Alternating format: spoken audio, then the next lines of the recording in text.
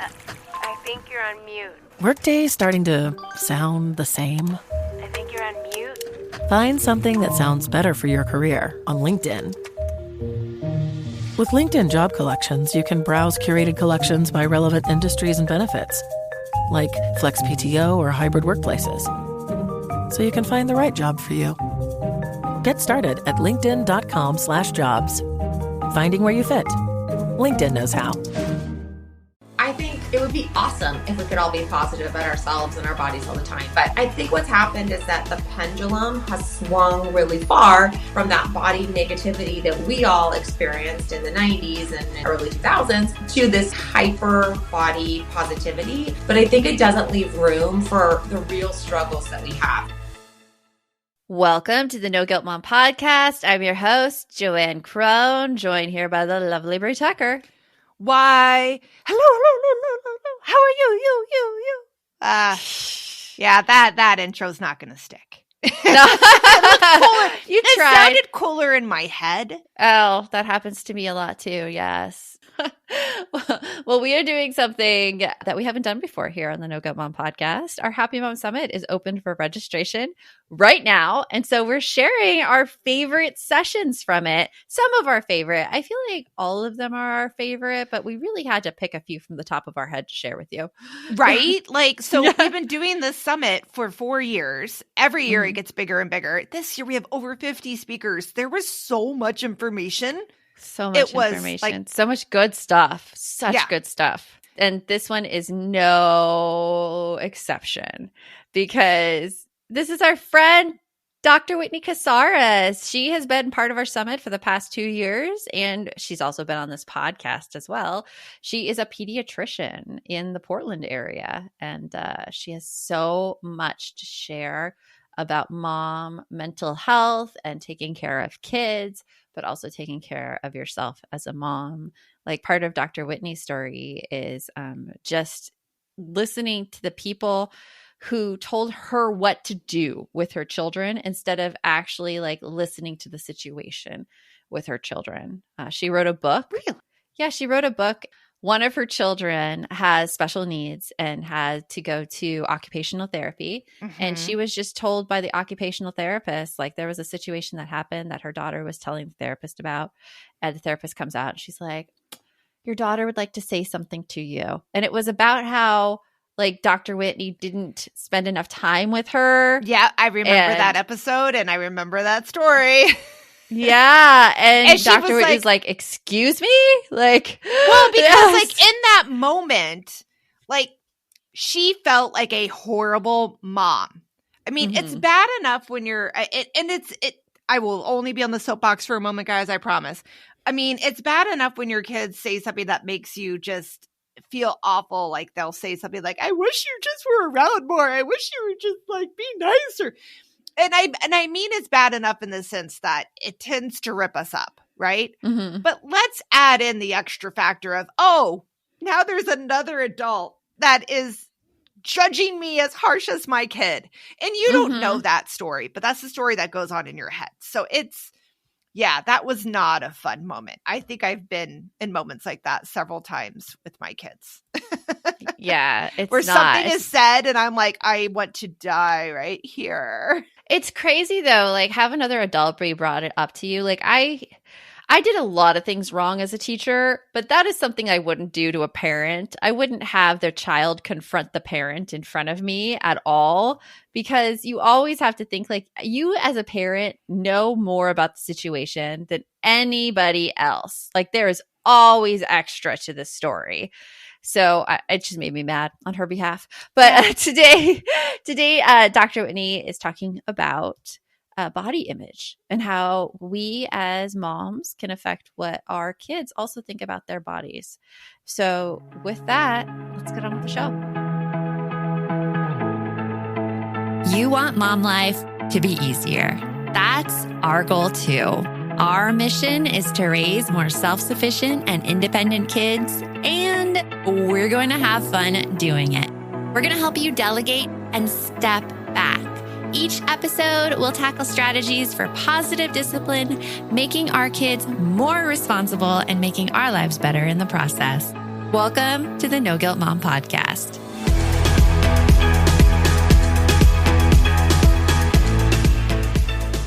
Do you want your kids to have a positive body image, but when you're really honest about it, your own body image could use a little boost? This session is going to help you improve how you feel about your body so that you can pass down those positive thoughts to your kids. Welcome, Whitney. Thank you so much.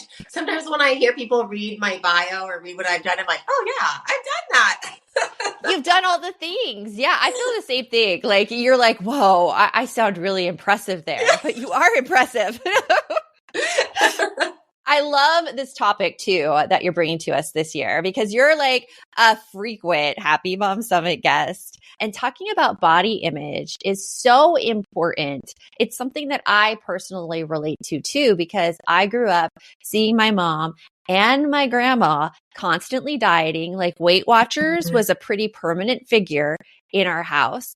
So like, knowing that's so common for so many people, like, what are some of the origins of this body negativity for most modern moms, and why is it so hard to love our bodies? Yeah, well, I think there are so many factors that play into this that make us insecure about our bodies.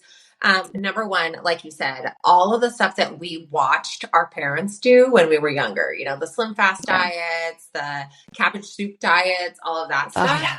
But then probably even more importantly, it was all the messaging that we got from our parents and from our grandparents and from society as well. You know, America's Top Model. Now I look at clips from that and I'm like, oh my goodness. Even things they would say. So toxic. Yeah, it's like so toxic. Even if you look at things like America's Got Talent that weren't even beauty shows, and they would talk about people needing to lose weight, like it just was pervasive that it was okay to talk about weight and that it was okay to really want to be thin, that thin was the ideal. And we know that there are so many sources of, like, it's based in racism, it's rooted in sexism, like so much of it is about trying to keep people in a box and have this really narrowly defined concept of beauty. And even in the medical field, like, I have to take full responsibility. I probably didn't do the right thing by some families early on in my career because we're so focused on body mass index and we have been so focused on weight itself as opposed to health, I think, as a medical community. But thankfully, things are really turning around. There's been, you know, some recent information, recent books that are out there that are talking about how damaging it is for moms to be talking about their weight, for society to be talking about weight so much. And so I think we're starting to see a change, but those messages, that influence, it lives rent-free in my mind, just like I'm sure it does for many of the people that are here at the summit. Oh my gosh, I like see clips of the 1990s MTV Spring Break and like Mandy Moore's on there. And I'm like, yes. Mandy Moore, you need to eat a meal. Yes. Because that was our ideal. Yes, it's that insane. Was our ideal. Now there's like this other point where it's like, okay, yes to all the body positivity, but like there's a certain point, like I feel like I got into it maybe a few months ago where I gained some weight. All my clothes were feeling kind of, I wasn't feeling great about my body or my health, like pretty, like really like exhausted, honestly, most of the time. So like, there's so much talk about body positivity. Do you think like being positive about our bodies all the time is realistic and something that should be done? Right. So I think it would be awesome if we could all be positive about ourselves and our bodies all the time. But I think it's the same thing as how positive we are about ourselves in general, right? Like, it's pretty unrealistic that I'm going to feel like I make every decision correctly in my life, like I parent perfectly all the time. And probably it's kind of dangerous if we're constantly feeling like overly positive, having this like overly inflated sense of positivity about ourselves constantly. There's always like a yin and yang. I think what's happened is that the pendulum has swung really far from that body negativity that we all experienced in the 90s and in the early 2000s to this like hyper body positivity. But I think it doesn't leave room for the real struggles that we have. So it's like, if you have a negative thought, now all of a sudden you're bad.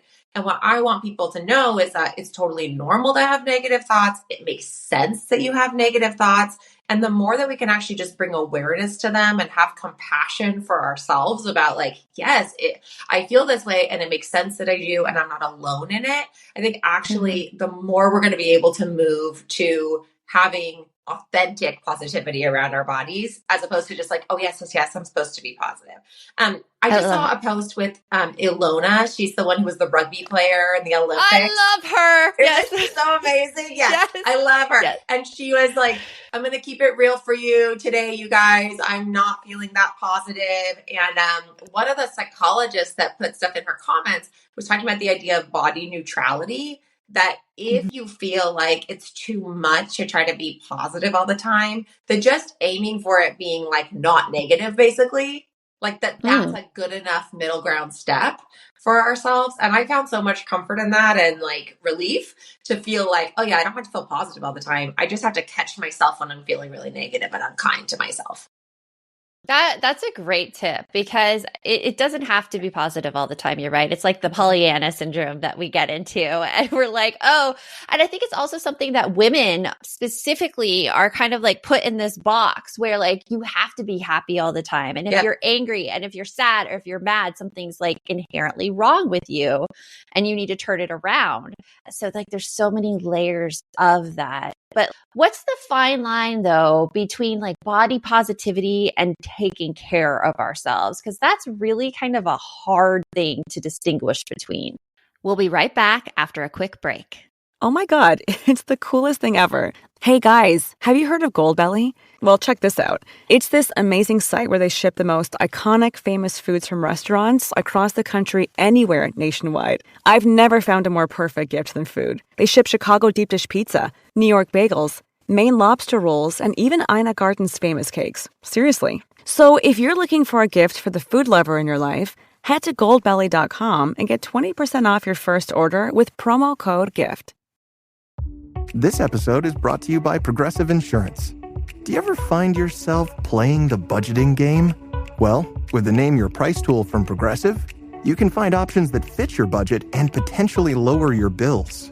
Try it at Progressive.com. Progressive Casualty Insurance Company and Affiliates. Price and coverage match limited by state law. Not available in all states.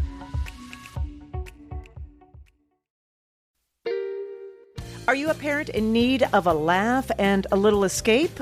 Look no further. Parenting is a Joke is the podcast you've been waiting for. Hey, I'm Ophira Eisenberg. I'm a stand-up comic and parent. And each week I chat with one of my top comedian pals who, just like you, are juggling careers, busy lives and schedules, and raising a family. You can expect candid stories, hilarious mishaps that happen on stage and at home, and just a lot of laughs. There's no expert advice here. Well, actually, sometimes a good idea does sneak its way in, but mostly just pure, relatable fun to remind you that we're all in this parenting adventure together. New episodes of Parenting is a Joke drop every Tuesday, so tune in, get ready to laugh, unwind, and maybe even feel a little bit better about your own parenting. Because sometimes that's exactly what your therapist, pediatrician, and bartender ordered. Subscribe now on your favorite podcast platform. What's the fine line, though, between like body positivity and taking care of ourselves? Because that's really kind of a hard thing to distinguish between. Yeah. So I'm really interested in this concept, I think, particularly because I'm a pediatrician and I care for kids. And what I see happening in this movement of body positivity is, of course, we, in terms of the messaging we give kids, want it to be like not, oh, you need to lose weight or calories or what's your waist size or whatever. But I think sometimes then that bleeds into, okay, then our kids should just eat whatever they want. It's fine for us to eat whatever we want. There's a big movement in terms of kind of the intuitive eating for adults who have had issues with food and like eating disorders in the past. And I think that there's a lot of positive research and great evidence-based research for adults to do that because you're recovering from something. But for our kids, we really do have to teach them that taking care of your body means that you love it and that you make sure that it is well cared for a lifetime. And that means things like getting enough rest, getting enough hydration, getting movement, and also choosing foods that fuel our bodies. I'm kind of irritated with this idea that like all foods are inherently equal. Like, no, that's not reasonable. It's misinformed. It's not that there's necessarily like all these bad foods, but some foods do have more nutritional value than others. And just like we would guide our kids in terms of quality screen use that we would use, we also have to guide our kids toward quality foods. And it doesn't mean, again, that we're like, you can only eat vegetables, you can only eat whatever. My kids eat cake, my kids eat ice cream, my kids eat candy. Yeah. But I think we do have to still provide them some education about what are the nutritional qualities of different foods that they eat and what are the things that those foods are going to actually do for our bodies in terms of fuel. And same for movement. Absolutely. It's so hard as a adult recovering from the 90s culture Yes. and not labeling foods bad. Right. Because foods were labeled bad for us all the time. Yes. No candy, that's bad food. And getting out of that is a really, really hard thing to do. But you have 5 ways that we can start helping our kids have a more positive relationship with their bodies than we do, because we all know it's from the 90s. So the first one is, you say, realize it starts with you. Tell me more about that. Yeah. So number one, we know that the research says that what moms do with their kids, how they talk about their bodies, what messages that they're spewing out there, that is like one of the number one determinants of how kids will feel about their body. So no pressure, but it does start with us. And again, like we were saying before, that doesn't mean our relationship with food, our relationship with our bodies has to be perfect. In fact, far from it. But it does mean that if we want authentically our kids to be in a better place than we are, we have to start to take stock. We have to start to work at least on our relationship with our bodies and with food and with movement. And so that can be as simple as, I'm going to start to do some mirror exercises, which are where you stand in front of the mirror and just give some kindness to one part of your body. It doesn't have to be a traditional part like your arms or your belly or whatever. It can be like, oh my gosh, like my eyes, wow, they look awesome today. Like amazing, my elbow's right? so great. It's my so great. elbow's so great. Or like my hair is slaying today. Like anything, right? Anything that's like a positive affirmation to yourself is a great way to start just working on that. And then again, bringing awareness to when we get negative thoughts like, ooh, I have a negative thought about my body. Okay, that makes sense that I have that relationship and that feeling about my body. Whew, I'm not alone in it. Okay, now what could I do to give myself a little bit more kindness? That's called mindful self-compassion. And we do that in all kinds of other ways when we're feeling down about ourselves, feeling guilty, all of that. But we can bring that to food too. Oh, absolutely. And it doesn't have to be perfect either. I went through this whole process where I realized it started with me, when my daughter was 2 and I saw a picture of myself in Minnesota at a lake, and there was my daughter and there was me. And I had this immediate negative reaction to myself. And I was like, oh, I look so fat.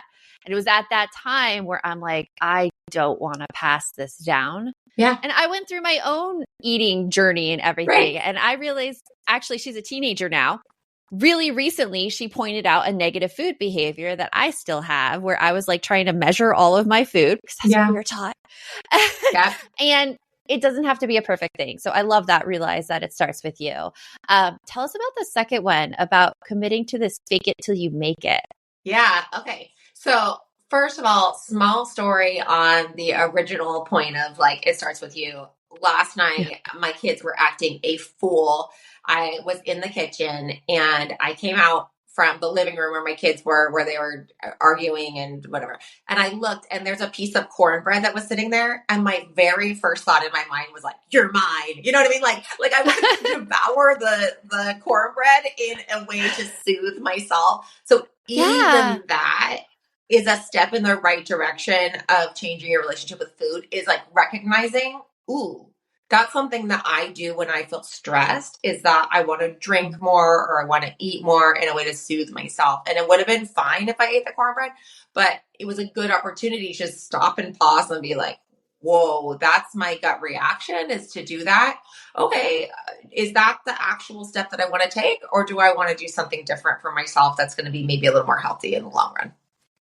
I love that. I love the soothing, because food is so much more than just getting calories for so many people. It is that emotional reaction and self-soothing needs. So how can we then go into fake it till you make it when we're drawn to the cornbread? Yeah. So here's what I mean, right? Actually, this is a great thing from the cornbread. So that was a story that I went then and told my husband later and was like, you cannot believe what I just did. My goodness. But I would not tell that story to my kids. I am not going to be sharing with my kids like, ooh, you know what mom does sometimes when she feels really down about herself. She like cuts her calories and like starts to get like restrictive about things. Like our kids don't need to know the inner workings of our minds and how negative we can get to ourselves. It's fine for us to tell our kids about this is the messages the world sometimes sends. Oh my gosh, in the 90s, you would not believe how terrible it would be. It's kind of like teaching our kids about 1950s racism, right? Like it's good for our kids to understand kind of what we've come from, but they don't need to have a full window into the chaos that's in our minds and the food chatter that's in our minds as moms if we want them to have it be different.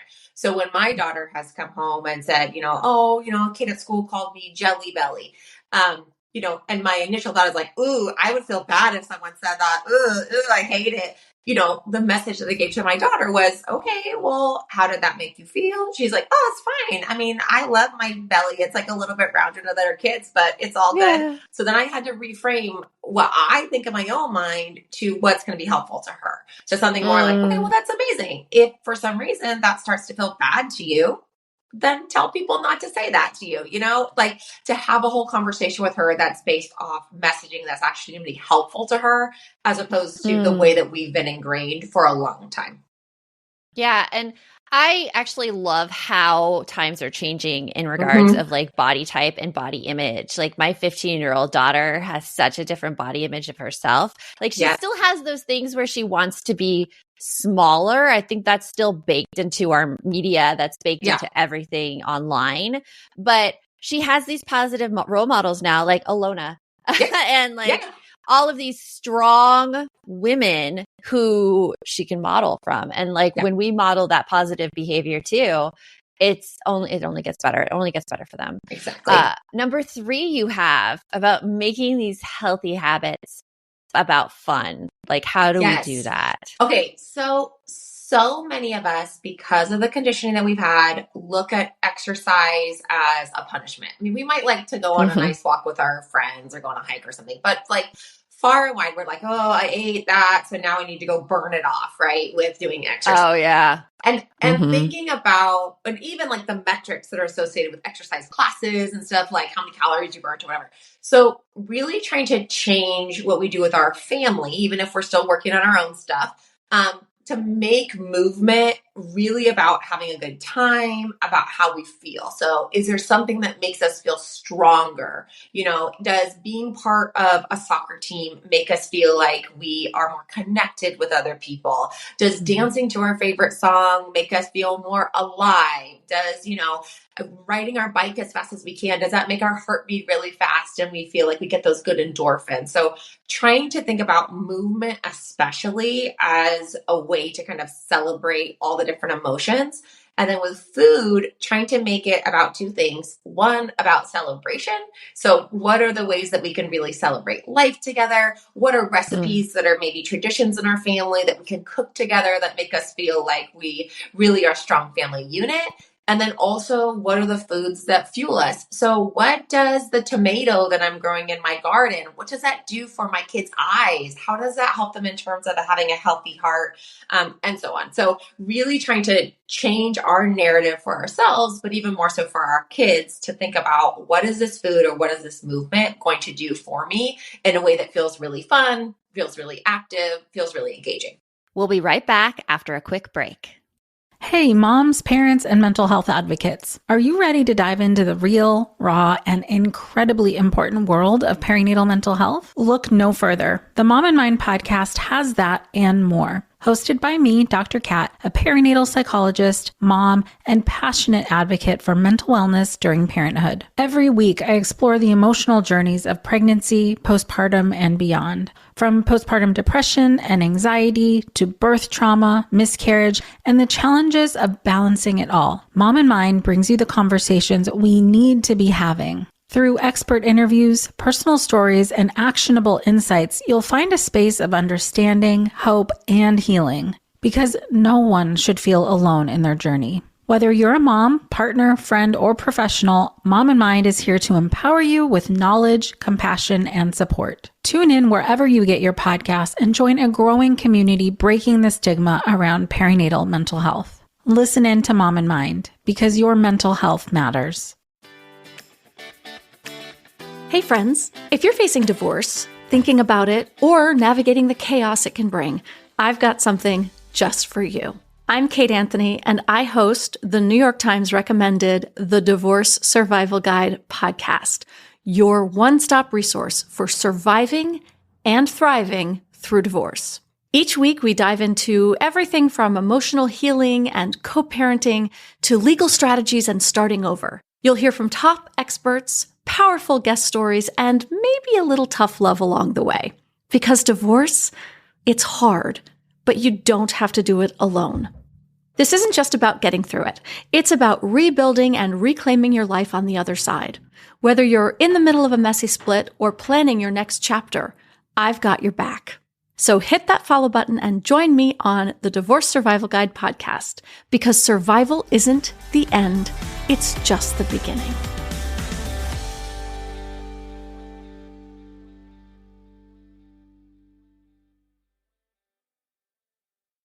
No one told us the truth about parenthood. Why? This is the podcast everyone needed before they had kids, because now that those little ones are here, there is a lot to unpack. I'm Rachel Shepardota, and I am your host for the podcast No One Told Us, where we tell the truth about parenting and let you in on all the stuff you really should have known about before having kids. I am the founder of Hey Sleepy Baby, but this podcast is so much more than sleep. We'll be diving into all the topics that you really care about and need to know while you do your best job raising those adorable, tiny humans. Our goal is to just make you feel less alone and less overwhelmed. There are so many things that no one tells us before becoming a parent, and I think that we should really pull back the curtain on becoming a first-time or second-time mom or dad to share the good, the bad, and the ugly. We'll have a little education, a little fun, and a whole lot of heart that goes into each and every episode. So join me and our amazing guests each week to hear us talk about what no one told us. So really trying to change our narrative for ourselves, but even more so for our kids, to think about, what is this food or what is this movement going to do for me in a way that feels really fun, feels really active, feels really engaging. Absolutely. And I have to say, like, the colors in foods too are something that you could really, like, I don't want to say capitalize on, but you could really use to your benefit. Like, we in our refrigerator have these like plastic clear containers that we put like the strawberries and the blueberries and like cut up bell peppers right in front. And it looks so appealing that you're like, I'm not just doing this because it's healthy. I'm doing this because, it looks good. And that's going to be a great option. Tell us about number 4, normalizing body diversity.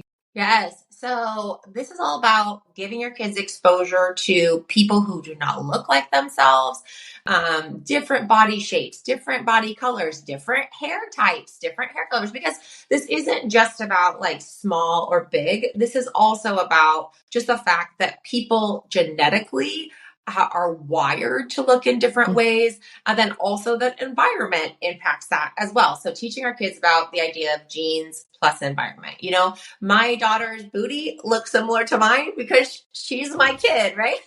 My daughter's, breasts are probably going to be like small and mighty, like because she's my kid. Like, this is just the way that we're all designed, and things happen from a genetic reason. So trying to give our kids exposure. And then if we are watching something that is like on YouTube or is on a movie and it looks like, all of these people look like they're exactly the same, pointing that out to our kids to be like, do you feel like this is a good representation of what you actually see in your school or actually see in real life? That helps our kids to start having critical thinking around like, is this kind of like fake and something that people are trying to get us to ascribe to, or is it really what matches reality? Yeah.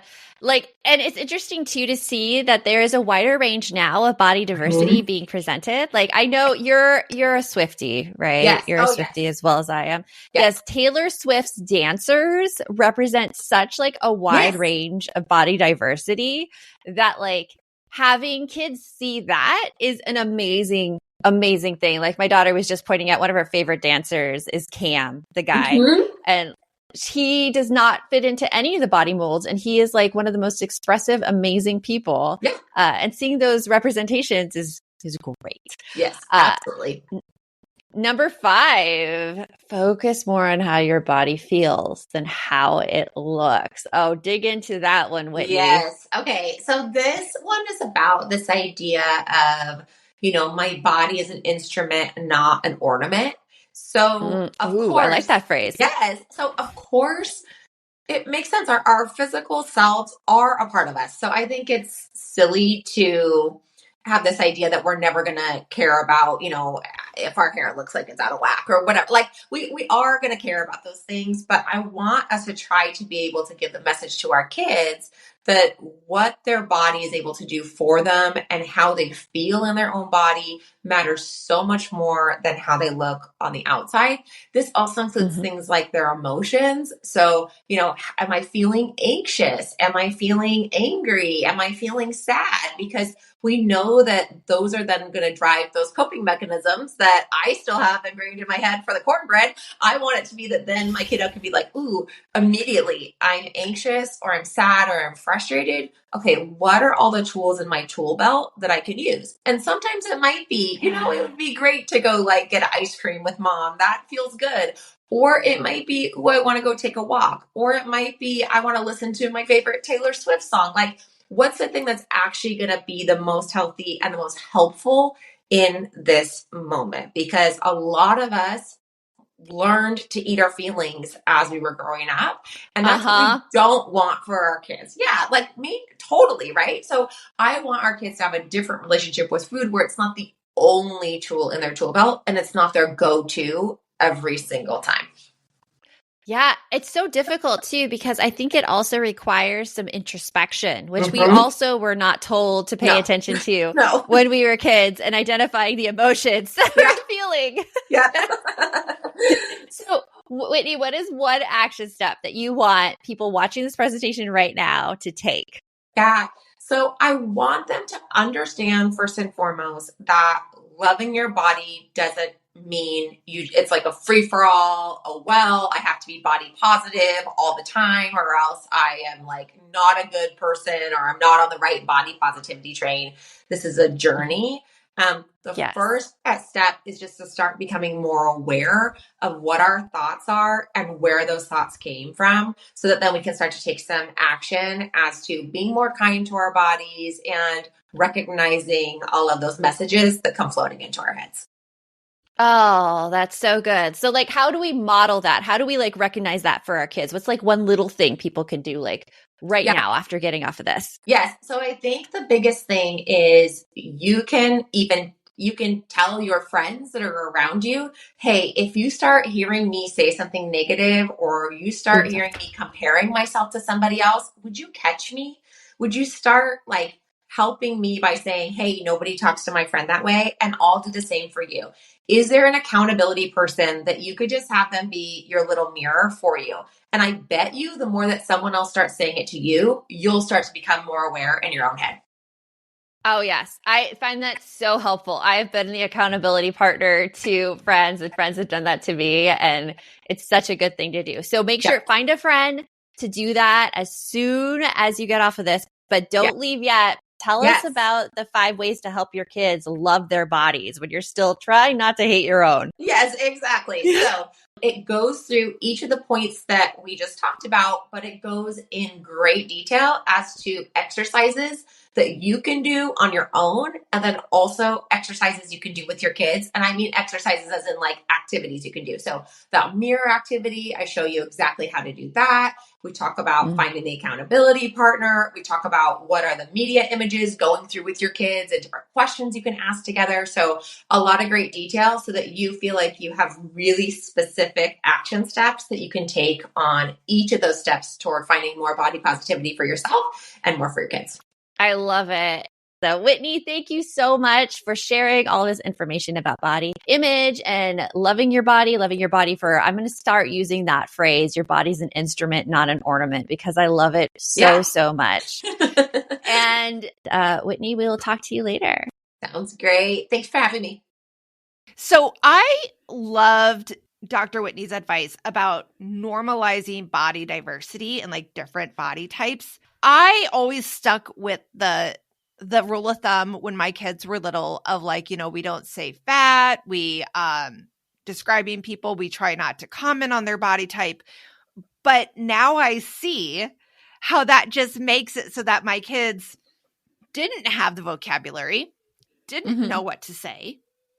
And so now, like, yeah, I feel like I did them a disservice because I am so good at that with emotions. But I missed the mark on the body image. And it's not like, you know, the end of the world, but I wish I could go back and change a few things. Well, I think that like we were raised in such a toxic environment in the 90s where body image was like not good. And I mean, we're both still like having the effects from that, seeing as how like diet culture is all the rage and like women just want to like get on all these different diet programs to lose weight instead of like accepting their bodies the way they are, accepting how they feel about their bodies. Like our society could be so much better to women and their bodies. Yeah. So much better. Oh my God. Yes. Like don't even get us started on the body changes from having kids and then just when you're getting older and your body decides that, you know, hey, we're not going to work the way we used to. Like there's multiple within me. But it's family systems theory. You have multiple personalities in you. That's it. Yes. There we go. There we go. Well, if you enjoyed our interview with Dr. Whitney, which I mean, how could you not? You're going to love our Happy Mom Summit. It's absolutely free to attend. But if you want all the sessions right now, we have it available for you in the VIP pass, which you'll learn about right after you register for your free ticket. So how do we register for the free ticket, Joanne? Oh, that's a great question. Go to happymomsummit.com and grab your free ticket there. And then join us March 3rd through 7th, where we just have a big party. We talk about all the things, and you're going to make some new friends as well. Our summit community is one of the best summit communities around. Oh, yeah. You're going to make friends. You're going to learn amazing information. You're going to win prizes. And oh, wait, what else? You never have to leave the comfort of your bed. You can just hang out in your jammies, drink your favorite coffee, because I'm staring at my iced latte that I'm like dying to finish right now. And if you're a listener of the podcast, you've heard us mention our Balance program all the time. So just know that VIP Pass has a free full month in Balance. So if you've always been curious and want to try it out, it's right there for you. Yep. So until next time, remember, the best mom's a happy mom. Take care of you. We'll talk to you later. Thanks for stopping by. If you'd like to support the show further, you can share episodes with your loved ones, leave a positive review, or follow us on social media at No Guilt Mom. You can also show your love by visiting our amazing podcast sponsors. We have a link in the show notes. Hey, moms, parents, and mental health advocates. Are you ready to dive into the real, raw, and incredibly important world of perinatal mental health? Look no further. The Mom and Mind podcast has that and more. Hosted by me, Dr. Kat, a perinatal psychologist, mom, and passionate advocate for mental wellness during parenthood. Every week, I explore the emotional journeys of pregnancy, postpartum, and beyond. From postpartum depression and anxiety to birth trauma, miscarriage, and the challenges of balancing it all. Mom and Mind brings you the conversations we need to be having. Through expert interviews, personal stories, and actionable insights, you'll find a space of understanding, hope, and healing. Because no one should feel alone in their journey. Whether you're a mom, partner, friend, or professional, Mom and Mind is here to empower you with knowledge, compassion, and support. Tune in wherever you get your podcasts and join a growing community breaking the stigma around perinatal mental health. Listen in to Mom and Mind, because your mental health matters.